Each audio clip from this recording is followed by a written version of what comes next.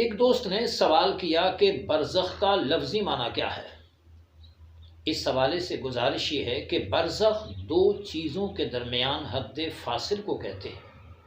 قرآن میں رب نے فرمایا بینہما برزخ لا یبغیان، ان کے درمیان برزخ ہے اور وہ تجاوز نہیں کرتے۔ سمندر میں ایک طرف میٹھا پانی ایک طرف کھارا پانی جاتا ہے، لیکن نہ کھارا پانی میٹھے پانی کی طرف نہ میٹھا پانی کھارے پانی کی طرف تجاوز کرتا ہے، حالانکہ وہ پانی ساتھ ساتھ چل رہا ہوتا ہے۔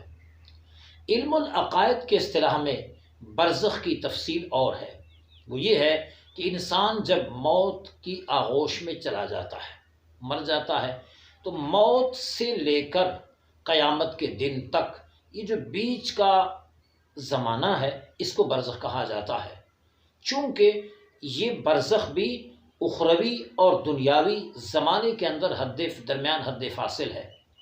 اب یہ بیچ کا زمانہ موت کے بعد کا، وہ قبر میں گزرے، درندے کے پیٹ میں گزرے، مچھلی کے پیٹ میں گزرے، پہاڑ میں گزرے، زمین کے اوپر گزرے یا زمین کے اندر گزرے، ہر صورت میں یہ برزخ ہی ہے، یہ برزخ کا مفہوم اور مطلب ہے۔